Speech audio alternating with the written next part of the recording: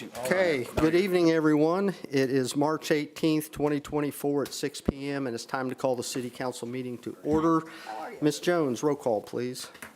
Mr. Austin, Present. Mr. Shuck, Present. Ms. McGinnis, Here. Ms. Nally, Here. Ms. Price, Here. Mr. Prime, and Mr. Taylor. Here. Mayor, you have a floor. Thank you, ma'am. Mr. Brian Reese, please. All right, I invite you to join me for prayer. Our Father, we come before you this evening, thankful for another opportunity to be here in City Hall. I pray you be with this meeting.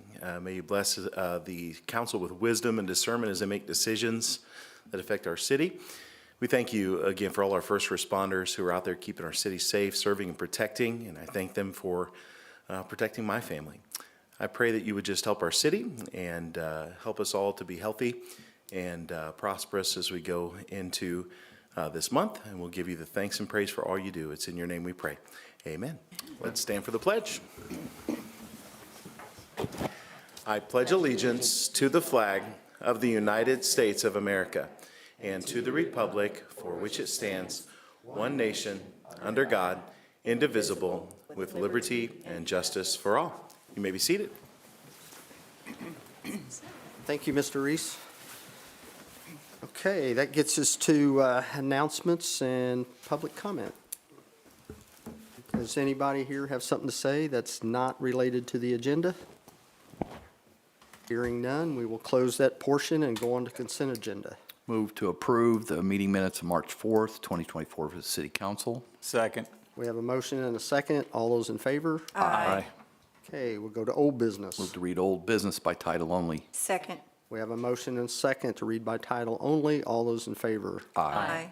Any opposed? Hearing none, we will go into item number 1, approval of budgetary ordinance 24-04, amending and replacing budgetary ordinance 24-03. Clerk Treasurer Jan Jones.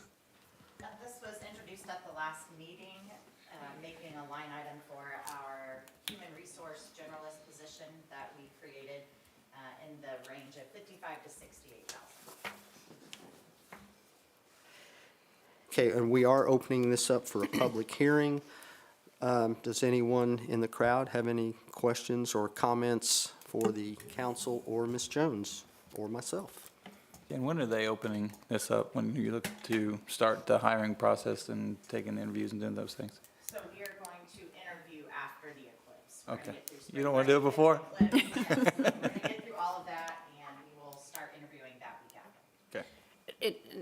I think this would be as good a time as any to discuss it.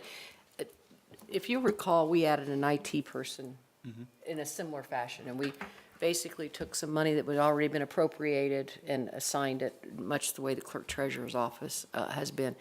And then when it came around to budgetary ordinance again, that was created as its own separate department. If you look at most cities, most towns, there is a separate HR department that falls under a department head, so that may come to you at some point in time. We need to fill this right now. Obviously, the clerk treasurer's office has been handling those questions, and obviously, they would always continue to handle payroll coordination and things like that. But an HR person, an HR department, even though it has that relationship, also has things such as disciplinary matters, investigatory matters, policy matters, and things that really lend itself to being different than under the clerk treasurer's office. So we need to get this done and get this fixed and get it, but don't be surprised if we have to separate it out when it comes budget time all over again. When you have a full legal description, you have a full department description, you have an organizational chart that shows where it comes, because right now, disciplinary matters go before the Board of Works, which is in a different department rather than the clerk treasurer. You don't appeal to the clerk treasurer. So there's a lot more that has to be done, but right now we need to get the position filled, and the budget comes from the clerk treasurer's office. So just wanted to give you a heads up of what we maybe deal with in the future. Okay, and we're still at a public hearing, so here, what we just heard up here, does anybody have any comments? None, so I'm going to close the public hearing at this time. So if the council wants to ask any more questions, please do, or we're ready for action, either one. Move to approve budgetary ordinance 24-04. Second. We have a motion and a second. All those in favor? Aye. Any opposed? Hearing none, we'll go to the next item. Approval of budgetary ordinance 24-05, additional appropriation for the HR generalist position, clerk treasurer Jan Jones. So this is just a continuation. This is appropriating the amount of money for that line item out of general fund, sorry. And again, we're going to open this up for public hearing. Does anybody have any questions in the public? Hearing none, we will close the public hearing, and now we're up to the council with any more questions or action, either one. Move to approve budgetary ordinance 2405. Second. We have a motion and a second. All those in favor? Aye. Any opposed? Move to read new business by title only. Second. We have a motion and a second to read new business by title only. All those in favor? Aye. Any opposed? Okay, item number one, introduction of budgetary ordinance 24-06, an additional appropriation for the police vehicle payment, street commissioner, fleet manager Brett Jones. And Brett is out today, and this is for introduction only. And I will tell you, Brett and I's had conversation about this one. This is not really, it is an additional appropriation, but why this is an additional appropriation? There was a vehicle accident that one of our officers were in last year, and the money that we got back from the insurance company went into the general fund, and we need this to be out of the general fund back into the police department 400 series to be able to pay for the vehicle that was crashed. So that is why we're asking for this to come back. This is introduction only tonight, so if there's no questions, or if there is, let me know. Hearing none, it's been introduced. We will go on to item number 2, yearly tax abatement compliance report for approval. Community Development Specialist Dana Monson. Good evening. Yes, we have a total this year of 52 compliance reports total that we're doing. We're talking about 32 of those tonight.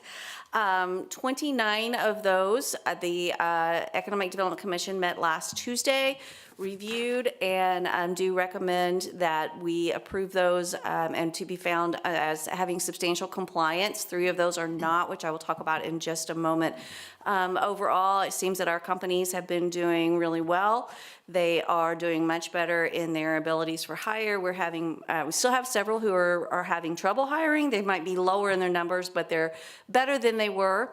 Definitely wages are up across the board. Investments are up across the board as well. So as far as the ones that we're approving, Mr. Taylor, do you have anything else from the EDC you want to add to that? No, this was the first year that we haven't really had to deal a ton with, can't find people because of COVID, supply chains, that type of thing. And like Dana said, and just about all the companies, money-wise, they're paying a lot more than what they had, anywhere from $4 to $8 to $10 an hour.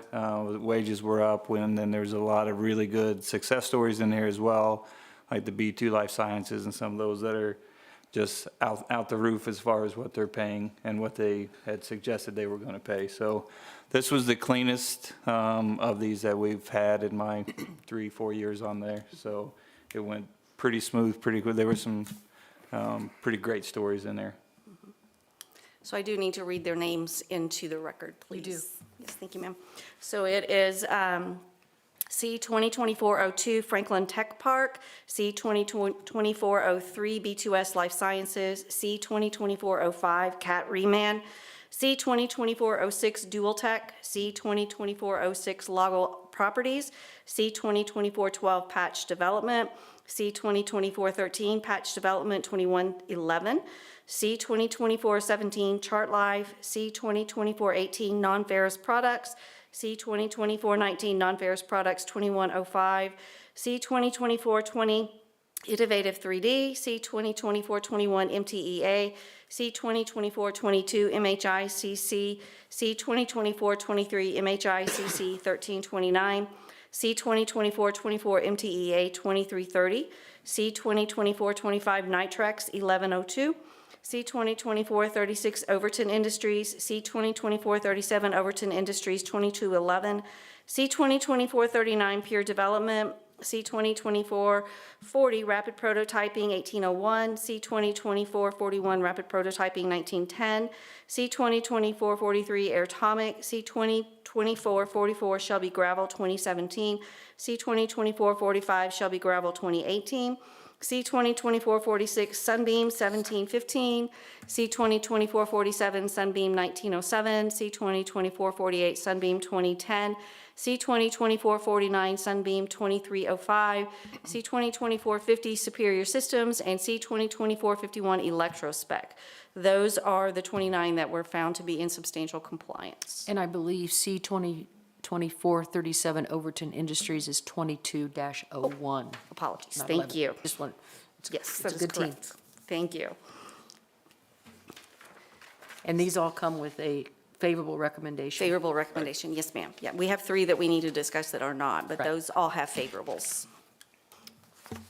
So the next step, would you ask somebody to make a motion to approve or deny all as presented? Is that? Correct. Okay. And those that she just read all come with a favorable recommendation. Just for members of the audience, when a tax abatement is granted, it's required to be reviewed every year. It's reviewed for a recommendation, and then from the EDC, and then the EDC brings it to the actual council, who approves the recommendation, because tax abatements require the person requesting them to do certain things, and this means that they have done what they said they were going to do, or exceeded what they said they were going to do. And then I'm going to add one more thing to that. Okay? Tax abatements, people hear tax abatements and they think that they're tax-free. They are not tax-free. It is phased in, starting at year 1 for 3, 5, or 10 years. It's phased in. And I know that, just for an example, the one of those Sunbeam tax abatements right there, I think they've been on a tax abatement for about 4 or 5 years now, and they have paid in over $1 million in taxes. So I just wanted to, that's just on one. So, just so people realize that, yeah, you get a little tax break, but you're still paying big taxes. So, Not too big. Generally more than farmland. I move to approve as presented by Ms. Monson. Second. we have a motion and a second. All those in favor? Aye. Any opposed? Hearing none. Go on, Dana. Thank you. Thank you. So the 3 that I do need to speak to you about, I spoke with Ms. Gray, and she told me that we do need to inform you that these next 3 are being found out of compliance. I will give the reasons for all 3 of those because they are all 3 different. They are going to be held over for a public hearing on April the 9th with the EDC to determine the final determination of whether these are going to be found in compliance or out of compliance. The first one is GMI Corporation 22-21. GMI Corporation came to us in 2022. They started a new project. They were adding a new line. They actually started getting some new equipment in, started running these lines. Unfortunately, the quality of the equipment was inferior to what they were expecting. They tried to resolve the issue with their vendor, could not do so, and unfortunately, this has gone into litigation. Therefore, GMI is requesting that we basically terminate this abatement, that we find them out of compliance and go through the proper procedures as outlined by Indiana State Code. They're doing this because of partly because of the fact that this is going into litigation. They're trying to get their money back, but also because they want to come back in the future to the city of Franklin. They still want this project to go forward. They're going to go forward with a different vendor under a different circumstance, and they would like to be able to come back and have a positive relationship with us. So they've come forward, disclosed these issues. So this will be heard on April 9th before the EDC. There is nothing that this body needs to do tonight. Is that correct, Ms. Gray? That's correct. I just felt it would be, rather than spring it on you, when it's already done this, just, it was good since Dana was gonna be here anyway, let you know that the EDC is gonna hear these 3 and probably come to you with a non-compliance, but it's just for informational purposes. You have a heads up, and if you wanted to go to the EDC, you could go there as well. Come join us. Yeah. It's a fun time. Just more information's better. So the second one is Deshang Seed Company. They came to us in 2021. They purchased 20 acres of land on Linville Way with the intention of building a 200,000 square foot facility. They made seats for Subaru autos. there's through a variety of reasons that honestly, we really don't have a good handle on. They have never built that facility. They had put into their agreement with the city as part of the abatement, every abatement, they complete an SB1 form and they tell us that these projects will be completed by a certain date. That is a guarantee on their part that this is what they said they were doing. They had until December of 2023 to start this project. Obviously, they have done absolutely nothing. Unfortunately, they were not maintaining the property. The city did have to go out and take care of it. They were fined. They paid that fine, so the city was not out any dollars, but they still did have to maintain it. And again, we're having absolutely no luck with them. This is probably the first time that the city has really had this issue where a company just didn't do what they were supposed to do. And unfortunately, under Indiana State Code, you have to go through this process to rescind the abatement and to stop it so that, because it's been such a long amount of time, if they do want to come back and do this, they need to come back, explain to us what's going on. Basically, the parameters of the project would have changed. So this one is also going to be held for hearing on April the 9th. So that's the second one. The third one is Energizer Holdings. They came to us in 2019. They were the company that leased the Sunbeam building that is out on Bartram Parkway. They leased the 1 million square foot facility. At the time, their plan was to hold all of their assembly of and packaging of their battery products. So the batteries were made elsewhere, they were shipped here, they were packaged, and then they were put into whatever order they need to be put into, and then DHL shipped them out to their suppliers, to their stores and their vendors. They have made the decision at the end of last year that they were not going to continue to do their assembly here. The assembly portion and putting all of their packaging together is going to be outsourced to another state.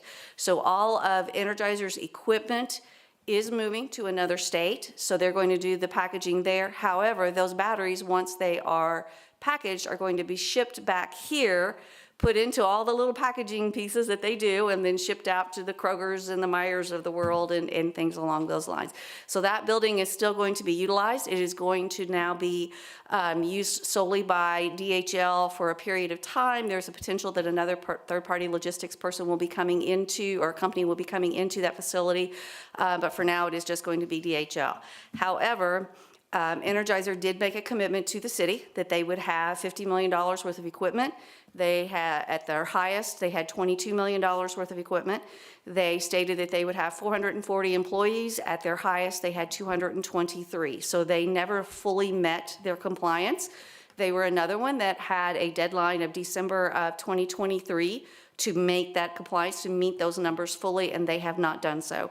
So the EDC did find them to be out of compliance. They will be held for hearing on April the 9th as well to determine their compliance.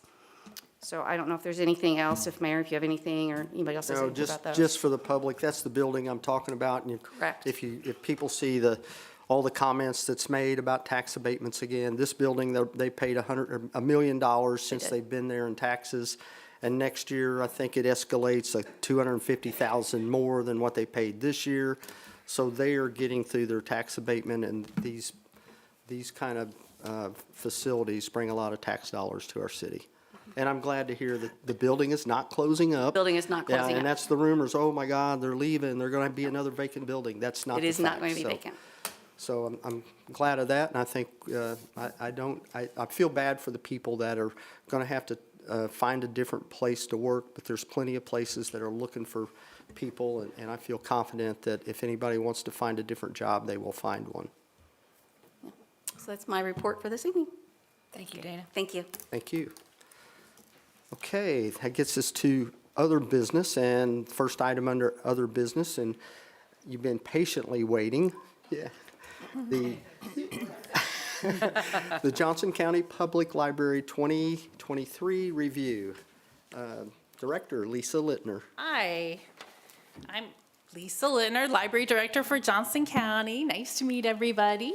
I'm here to share with you some updates of our 2023 year in review. We have our Board of Trustee President. Wave to everybody, Dan. Hey, Dan, wave to everybody. He's so excited to be here tonight with me.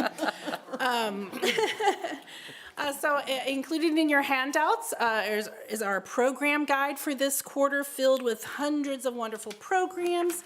And I'm also our year in review and just some a yellow sheet with some upcoming programs. And I have some for everyone in the audience if they would like a copy as well. So last year, we'll get started here. Last year, we had such a great year to be proud of. So many wonderful things. The library in Johnson Counties, our branches checked out more than 1.2 million items, and we had over 330,000 visitors to our locations. And all over the county, our staff are making a difference. So a few of our highlights on the screen here, you'll see that we launched JCPL on Wheels, literally after 2 years of having it on order, because they're, I don't know, I guess Amazon needs the trucks more than public libraries do. So we finally got our bookmobile. We go to 29 stops in Johnson County, which include parks, apartment complexes, senior facilities, and an adult day program. This summer, we'll kind of switch it up and go to lots of sites where there's children at camps and things. So this year already, they've added 43 new library card users, and their circulation of materials have doubled over what they did last year. And children's books are the most popular item for checkout. Our branches did more than 3,200 programs last year, with nearly 74,000 people attending the programs. These photos just represent a few of the programs that our library presents, and it's a fraction of the fun we provide. We have dinosaurs at our story time. We bring New York Times bestselling authors to Johnson County. We celebrate culture. Project Prom is going on right now. We had hundreds of girls and boys from high schools all over Johnson County coming to get free prom dresses. So I'm looking at you, girls. If you need a free prom dress, Wednesday night we have a program right behind the Franklin Library, right after school from 3 to 5. Show up, you'll get a free prom dress. Guys can get suits, and then there's also accessories. Okay, our next slide. We also had some adversity last year. So we recovered from the March 31st tornado that caused about $500,000 in damage to our new Clark Pleasant branch. We're glad to say we were able to reopen after a week with most of our services and a lot of plywood on our windows. And I'm really happy to say that in January, we completed the last repair to the damage. It did take a long time. HVAC also has a long wait for replacements, like bookmobiles. And in December of 2022, we actually had a water line break during the very, very cold Christmas time, and we had repairs completed in early 2023 for that. And then just some exciting things happened in 2023. The top left, you'll see two things from our Clark Pleasant branch. We launched an exploration walk, which is a STEAM or STEM activities along a fitness trail at our Clark Pleasant branch. The 3 Johnson County Rotary Clubs came together to fund that exploration walk, and children and families are having such a good time at it. Also last year, we launched a new public sculpture at the Clark Pleasant branch by a local artist, Kimberly McNeelan. And that was funded due to many, like literally over 200 donors, plus a grant from the Johnson County Community Foundation.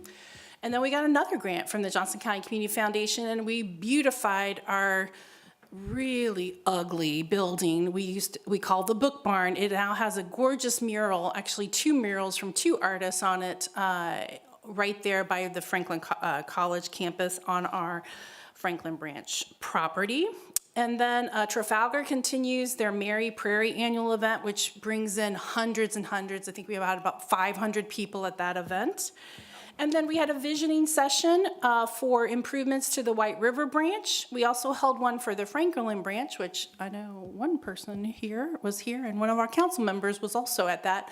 And we'll talk a little bit about that. Our Board of Trustees and our staff have worked on a feasibility study for the next improvements that are needed at our libraries. We have decided that White River Branch will be the next branch to receive some attention, and we're looking for an expansion and major renovation to that property sometime in the future. And then Franklin Branch will be next after we pay off whatever we do to White River Branch. So we'll be reaching back out to Franklin, the city of Franklin and residents again in the future regarding improvements to the Franklin Branch. We do know we will remain at the site we are at both locations. We're not looking for new property. We're looking to do the improvements where they sit on the properties. And I'll probably, in the next maybe 6 months or so, I'll come back and share more details about the outcomes of the feasibility study, so you can kind of see what what we kind of envisioned from those meetings with the public.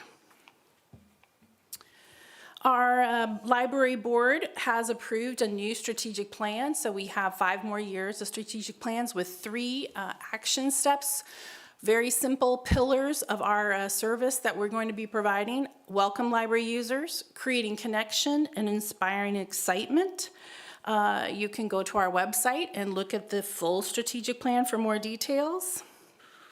And then I just wanted to share, because, right, the eclipse is everything right now. So on March 2nd, the library held a huge Space Day event at the Armory. We had 1,600 residents come and learn, multiple classrooms filled with science activities. We had Purdue University, we had the Indiana Astronomical Society, we had a sky lab, this is like a planetarium. I also see some people who brought their grandchildren to that program too. It was so much fun and got people really excited about space, and so that was just fantastic. We're having at least about 10 more programs still that people can go to. If you go to our website, you just click a link and you'll see all of our solar eclipse programs. And like Festival Country, we too have some glasses to give away. So if you hear about people who are like, oh, I can't get to Franklin, you can ask them to, hey, go to one of the programs at Johnson County Public Library on the eclipse, and you can get free glasses as well. So that's my presentation, and I'm happy to answer any questions if you have them. Does that space suit come in adult size? I know, right? Yeah, that's so Isn't cool. that cute? Adorable. Any questions? For our eclipse meeting, I thought I could walk around one. So is there any questions? We usually don't do this, but is there any questions from the public for the library? If not, I'll stick around if they want to. You did a great job, Lisa. Thank you. Thank you. Okay, that gets us to the next item, the 2023 Annual Report of the City of Franklin Redevelopment Commission, Community Development Director Krista Linke. Thank you. Mine won't be as fun as hers. I'm so sorry. No costumes or anything? No Oh, doggone. costumes. As soon as the internet cooperates. Okay. So I wanted to, well, first of all, I'm required by law to give you an annual report of the Redevelopment Commission each year. So I wanted to give you the report that Jan and I had so much fun working on. So Jan is learning all these fun things at the City of Franklin, and the Redevelopment Commission is one of them. So as you know, we have basically 2 different integrated TIF areas. I call one is the I-65. It's a huge area that covers a lot of the industrial areas of Franklin, but mostly where the revenue comes from is a lot of the ones that Dana mentioned on the east side of 65. And then we also have the US 31 corridor, kind of the Kroger and the Meyer area, where, and that is the US 31 integrated TIF area. So money is collected from those companies, but it can be spent anywhere in that area that has been connected by public right-of-way, so roads and railroads and that kind of thing. So just to kind of summarize this, I went ahead and included our December financial report. so that you could see our beginning balance for the year, beginning cash balance of $3,334,000, and then our estimated cash balance at the end of the year. On this report, it shows $1,730,000, but that was if all of the projects that were approved that year were completely spent, which they're not. And so that's why we do another document, which I've also included, which is our cash flow analysis. And I just realized, since you're on the RDC, you get to hear this tomorrow morning as well. I'm sorry. That's okay. But just some of the highlights from this integrated I-65 TIF district for 2023. One of the big projects that was finished last year was the Yandy Street project. I think everybody was pretty excited to have that road finished, and it's beautiful. Also, kind of the final finishes to Jim Black Road. The stoplight went in. There was a portion of that was paid by those properties to help cover the cost of that. Commerce and Graham Road, the roundabout there were some kind of final things that were done to that project. Bartram Parkway, which is the Franklin Tech Park, just east, where Interstate Warehouse is to the south. That main road was milled and overlaid. The Graham Road Extension Project, so going north on Graham Road, where you make the 90-degree turns, that project started, and a lot of that was actually completed, but it'll be finalized in the spring of this year. And then the design for the new roundabout at Paul Hand and Graham Road, that started. And then the mayor also worked to get Whiteland and the county to contribute 1/3 to cover the cost of that. So that'll be constructed, and we don't have to pay for all of it, which is great. The roundabout at the high school, that was finished out. So that was about a $1.6 million project, and $600,000 of that came from this TIF district. And because it's served by both TIF districts, we took $1 million out of the US 31 TIF district. So you'll see that on the next page. But just wanted to kind of show you where those funds came from. There were 29 parking spaces added along the railroad tracks on Crowell Street. And so that was paid for out of here. And then also just right down the road here on Water Street, there was some additional parking spaces put in there. And then those were finished over here on Water Street, but the final top coat needs to go on Crowell Street, and then also the 5 spaces behind the building that the Franklin Development Corporation owns on East Jefferson Street by the railroad track. So that's owned by the Franklin Development Corporation, and that final layer of asphalt will go on in the spring, and then those will be striped and ready for use as well. The last item was the drainage improvements. That is for Paris, Gateway, and Grand Mill Drives. That was related to the Texas Roadhouse project. And so that resolution had to be redone for 2024. Does anybody have any questions on any of those expenditures?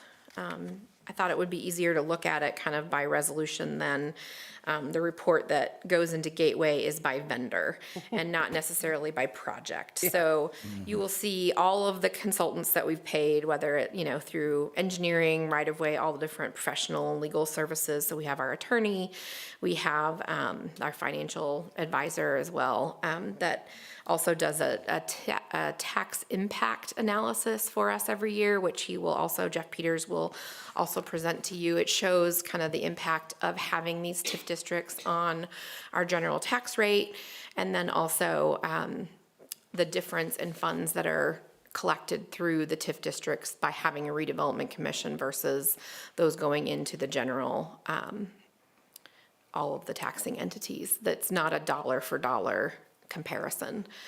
We're able to do a lot more projects through the redevelopment commission and through the TIF districts with that capacity. So the next page is the US 31 TIF district. This doesn't generate as much revenue, therefore we don't have as many projects.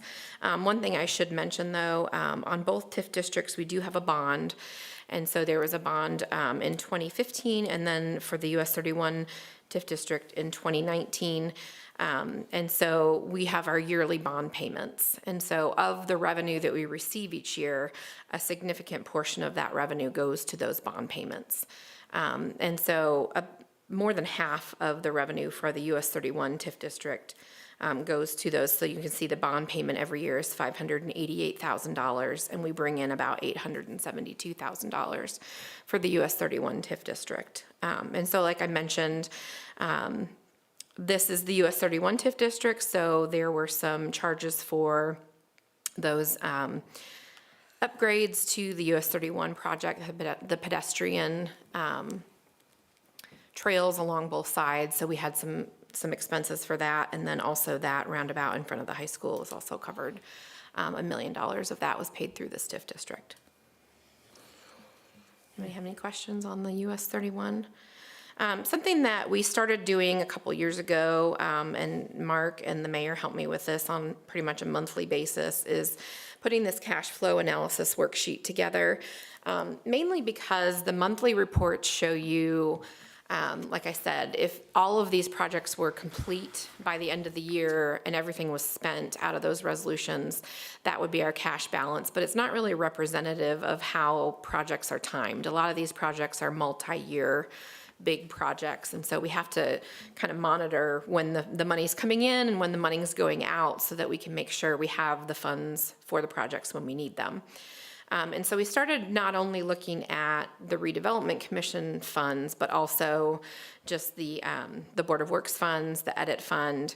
Whether we get grant funds, we try to apply for grants for as many projects as possible. And then if there's any private dollars that go into these, then that can be, if it's a company that we're partnering with, like to build a road, or like the Paul Hand roundabout where the county and the commissioners contributed funds. So we kind of have those columns as well. So there's a lot of projects on here. I won't go through every one of them, but these were all the ones, all the projects for 2023, over $19 million.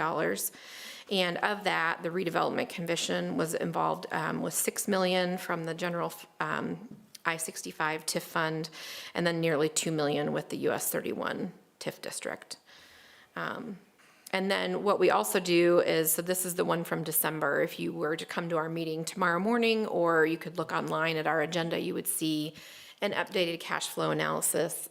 We do that every month. So there's a March 2024, all these numbers. So 2023 is not on the cash flow anymore, but there's a detail of 2024, and then it goes another year to 2027. So we're planning these projects out and looking at how our money is working all the way 3 to 4 years in advance to make sure that we're able to complete all of these large projects. So I won't go into a whole detail on that. I just wanted to make sure that you had that. And then also Jan provided the copy of the actual Gateway report. These are our commission members: Paul Buning, Brian Deppie, and McGinnis. Christy Ott represents the school board. She's a non-voting member, but she attends all of our meetings. And then Josh Prine and Richard Wirtz is our president. So overall revenue received, you can see, like I mentioned earlier, the allocation areas are the actual properties that were designated as TIF districts where those funds, that increment is captured, but it can be spent in a lot larger area. And so these are the specific names of whether they were the companies or the projects. Some of these go back to 1992. Some of these TIF areas that were established as long ago as 1992. And then some of these we added in 2020, that's why they have the $0. Some of these haven't developed yet, so there's no increment to capture. So like the Kelsey Farm property, that hasn't developed yet. That's just off of 31 and south of Paul Hand. And so we're looking at improvements in those areas to attract developers or projects to that property. Same thing for the east side of 65. So that's why those are $0 amounts. One thing I will note that Jan and I worked on together is when those payments come in, they come in from the specific allocation areas, but like for the 65 area, they're all combined into one fund. So it's a really fun calculation that we get to do every year of this is what each district brought in, and this is how much we spent. So we have to figure out the percentage of what each district contributed to figure out the percentage of what district paid of the expenditures to put it into this report. And so the same thing, we'll have to do the same thing with the US 31 TIF district of the north and south. And so that will go into this amended area now. And then we'll have to do the same kind of calculation. Luckily, it's just 2 instead of 11. But that's something that is kind of confusing when you look at the report. So I wanted to make sure I kind of explain that. And then again, just the expenditures by vendor. And so these are, again, these are the ones that the worked on various multiple projects, but they're just separated by vendor here instead of project. So I thought that would be helpful to kind of highlight the projects, but I think that's probably enough fun for this evening. But I'm happy to answer any questions. And then again, like I said, Jeff Peters will be back again this summer to go over that tax impact analysis. So he will explain kind of how the revenue is divided out among the taxing entities, and then also what our anticipated revenues are for 2025, so we can start planning for that.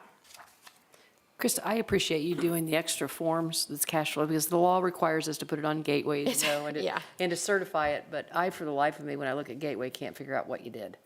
And so I think for the citizen, for Yeah. persons out there, they can actually look at the projects, it's a lot more helpful. So appreciate the extra work, because I think you understand what's It going on. used to be a different format before we used Gateway, actually, and it was divided out by project. And it was a little more cumbersome, and so since we have that, I just pulled, it was easy just to pull the financial reports, but they do summarize it, I think, better than the Gateway report, so. I do too.